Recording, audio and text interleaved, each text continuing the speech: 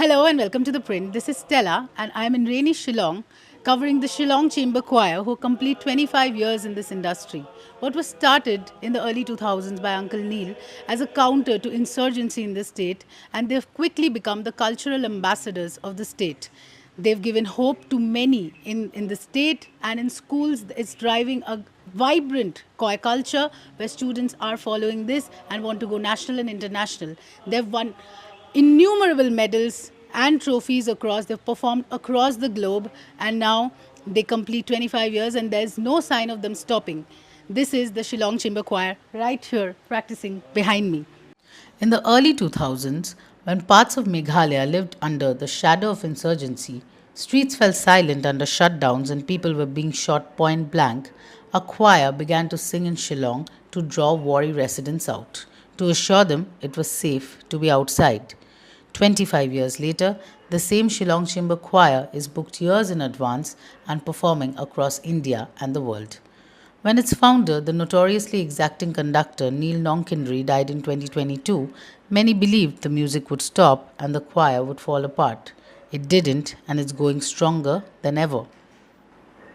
They have performed for royals of Rajasthan to US presidents and move effortlessly from Coldplay to Bollywood, from gospel to Garba, often within a single set. For hours, they hold audiences in Bollywood rhythm, but their sound is unmistakably their own.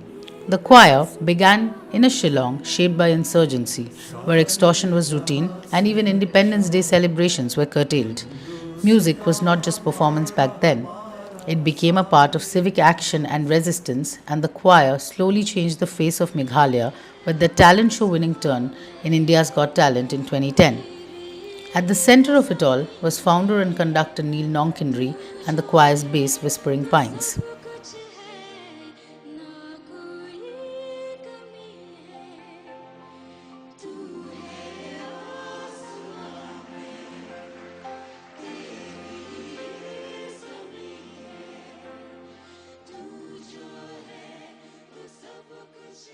Neil was a purist, disciplinarian, and a builder. He imagined a different Shillong and took it upon himself to bring in a much needed makeover of the cultural face of the state. In the early years, choir members came in for rehearsals. They were late, distracted, and pulled between jobs and music. So Neil changed everything. They all moved into Whispering Pines. They sat, ate, travelled, and prayed together for years. He created and shaped the Shillong Chamber Choir with discipline for 21 years until his death at 51. The members of the choir, William, Ibarisha, Rishila, Banlam, Rubankit, and their manager Kinsai Bor, sat down for an interview with ThePrint at Whispering Pines, tracing their journey of 25 years. And at the center of it all was Neil, or who they call Uncle Neil. Ibarisha Lingdo joined at 11, a prodigy whose voice changed the direction of the ensemble from an all boys choir to a co-ed group. She credits everything she has learned to Uncle Neil.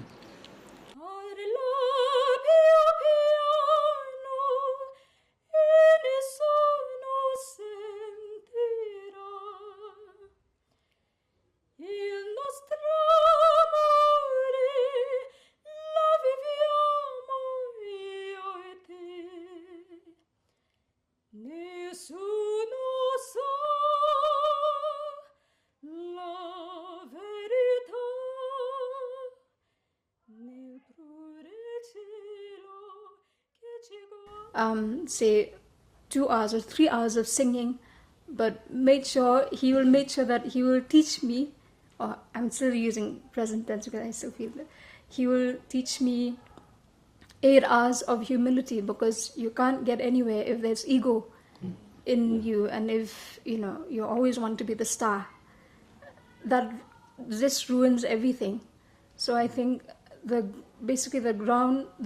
core foundation is humility, I would say, and then of course the community life, that also is very important for us, because I'm sure you hear many stories of a band coming together and then after 5-6 years they won't last, because there's too much ego, there's too much opinion, there's too much of me wanting to be above everybody else. But I think if that is sorted, and if everybody and the same mindset, and like I said, humility and love. I think that helps a lot for you to stay on for a longer period. And like William said, I'm not saying that it's been perfect all the time, but through all those trials that we go through, struggles that we go through, I think we've learned to treasure each one, and we've learned to love one another. We've learned to listen out to one another. Everybody is important in that way. So yeah, I think more, yes, the music part, but I think to be a good human being, I would say, I've learned a lot. So with the brand, same thought. I mean, there's so much material. Uncle Neil's own compositions, and then also the opera, his unfinished opera. There's so much material there, and we would like to, if the opportunity comes, when we have more time to think and really, give out to the society and the state what we have actually that's still there.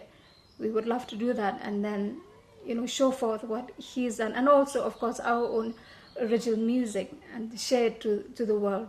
So yeah, that's what we have, and that's my story. Yes. Rishila Jamil is a new mother. She moved from Nagaland to Meghalaya after William introduced her to the choir, and now she calls Shillong her second home. Rishila, you're from Nagaland and you've come to Shillong. You've been here for a while. How does it feel like? Do you like this place, and how long have you been here? On camera, are you asking me if I like Meghalaya better than Nagaland? Oh, I'll cut that out. Don't worry. Yeah. No, So do you want me to answer that, or yes? How do you feel accepted here? Does it become a second home? It's a, Yeah, I got introduced to the choir by William. We were studying together in college. So that was, again, like he said, year 2008. I met the choir 2008 December. I was still studying. So by the time I finished, because I had met the choir in 2008, I just fell in love with everybody in that sense, the whole choir, that itself is more than 50,000 words, so I will not say it today.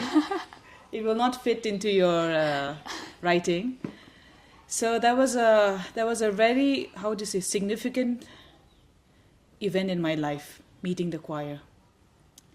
Because growing up, my father used to really push me to learn piano, guitar, drums, and a lot of singing, and then singing in local bands and all of that. So, because he was also very passionate about music, he used to push me for that. So I think I sort of borrowed that interest for music, and I was thinking like, oh, really, I want to make a career in music, go to Broadway and basically go out of India if there was a chance. And then when I went to Delhi and I was studying, but at the same time I was looking for prospects for a musical career. And then that's when, personally for me, it really hit me that, I think my life was very cooped up where I was. The world is actually it's a big place that I think our mind can't comprehend. And even during that time, the competition was really high, in anything, for any skill. But now I'm talking specifically about music, to be that one voice that shines. So I was, going through a lot of things in my life as a young person in college, fresh in college, and musical career looking bleak. Then I met, we were already friends in school. So then one day he comes and tells me that he's joined this choir in Shillong. And then I asked him, this is all long story short, huh? So then I asked him, can you please introduce me? But he said, it's all the way in Shillong, and then you're all the way there and here. But then he said that, but they're coming to Delhi in December. So I'll just ask Uncle Neil if you can just sing along. So then the next day he came, and then we met in college, and he said, okay, if you can learn these songs, you can sing with them at the Baha'i temple in December for Christmas. Then I met the choir. I think my whole life changed from that one meeting. Then I realized that it wasn't actually, when I look back now, it wasn't actually, the music wasn't the point. My journey with the choir is, I think you must have heard from Iba and William, it's much bigger than music. It changed my entire POV of life, my spiritual connection with God. It was that. So then after that, I finished my studies.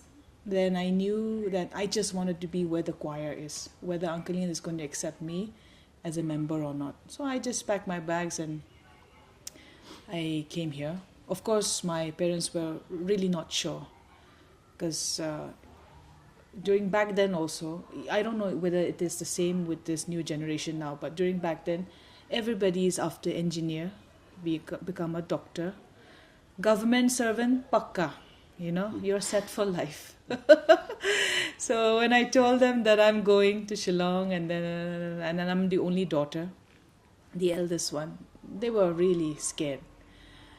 But then I came and then Uncle Neil accepted me in the choir and then I was just so happy.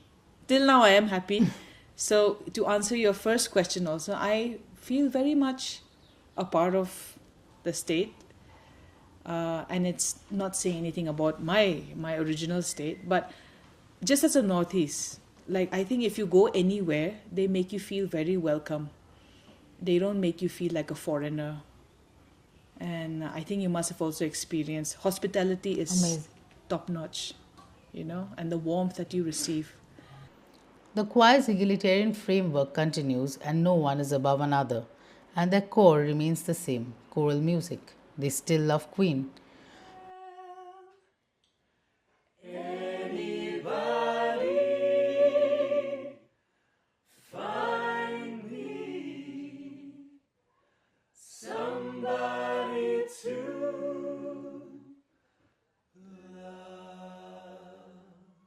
I work hard. He works hard. Every day of my life. I work till I ache in my bones. At the end of the day, I take home my heart away. Oh, goes on my own. I get down my knees and I start to pray.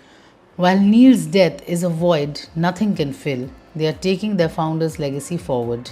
In 2010, Neil founded the Shillong Chamber International School with 13 students, imagining music as central to education. Today, under Kin Saibor, the school combines formal academics with voice, violin, piano, drama, and art.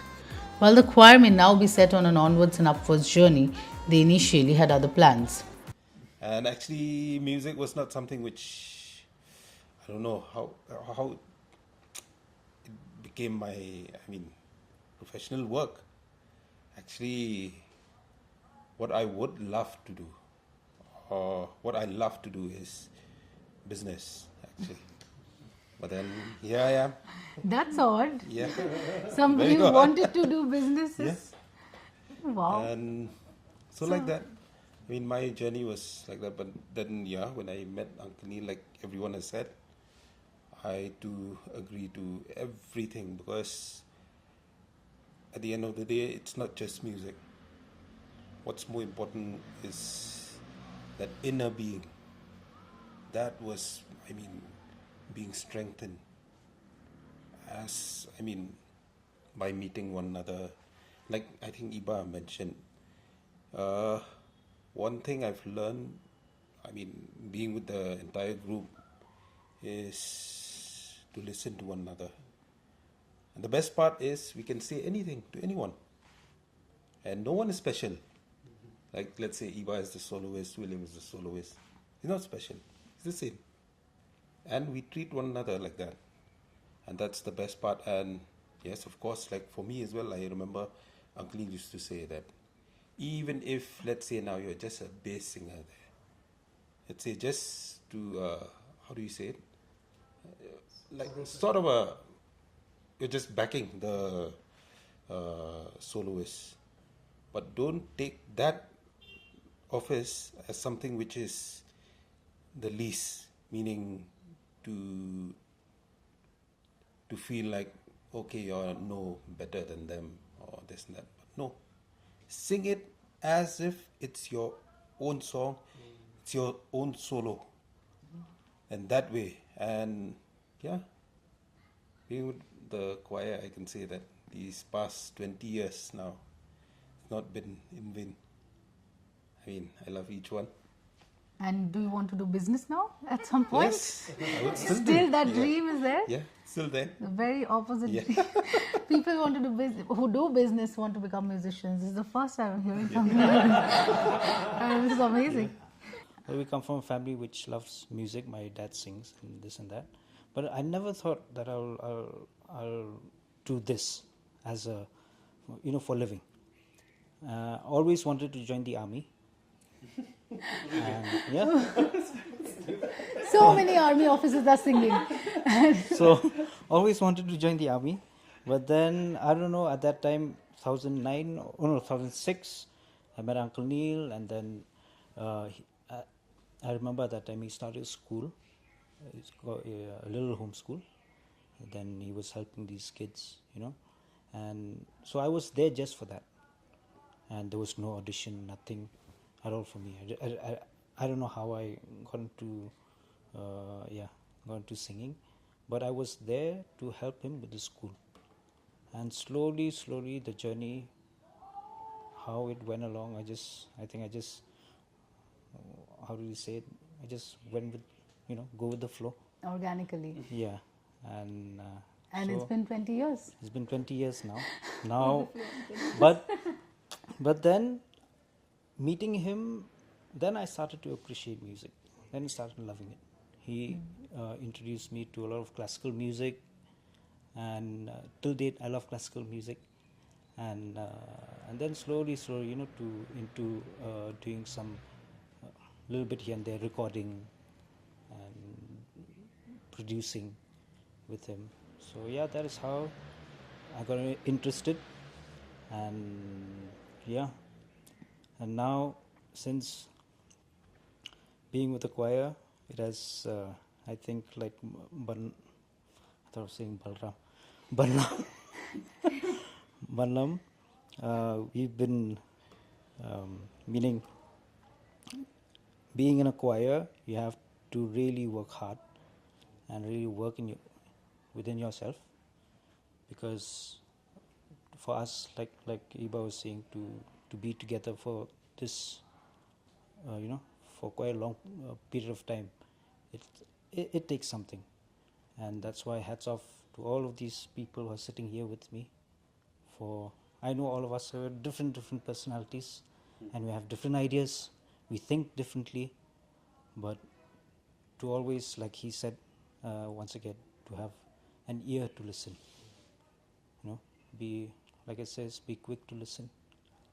So yeah, that has, I think it has really,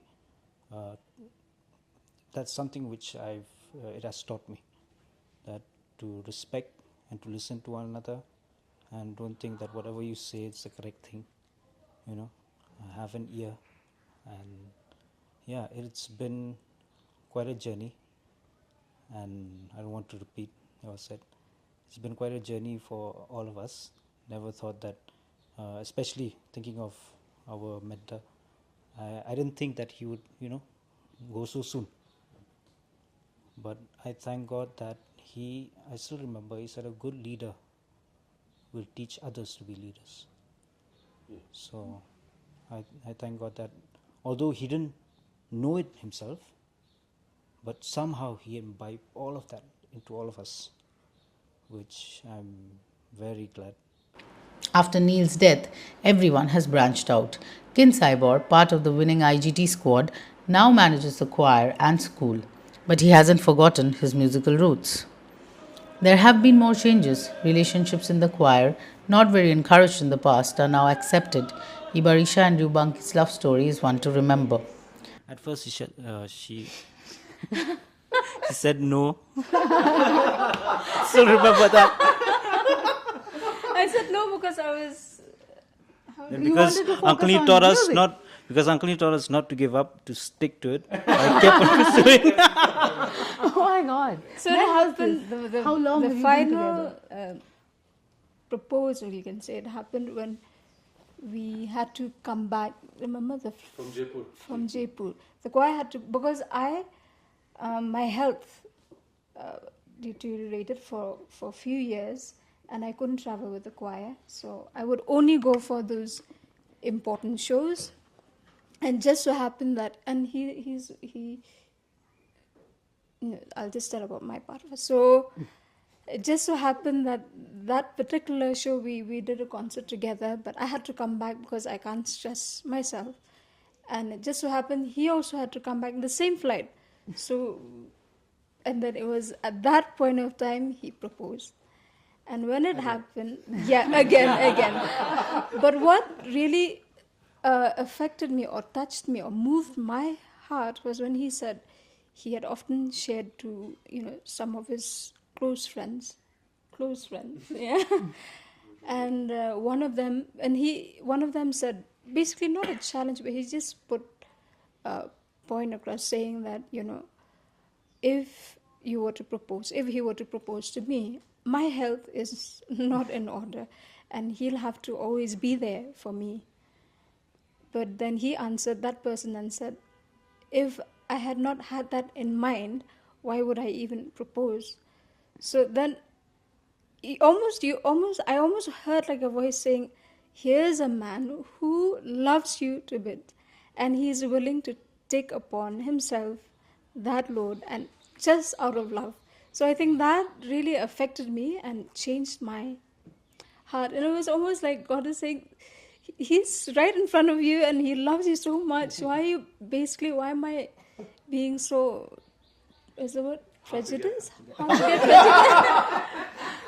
Basically, yeah. So I think after that, I just started crying and I just wept and wept. And I didn't say a word throughout the flight, and he was like shocked, what happened? After we landed, I just looked at him and I said, yes. Many have moved out from Whispering Pines now. Marriages, children, and families are now on the priority list, but they keep coming back. 25 years later, the Shillong Chamber Choir refuses to fit in boxes and be defined by labels. They are adapting, experimenting, and expanding with no signs of slowing down.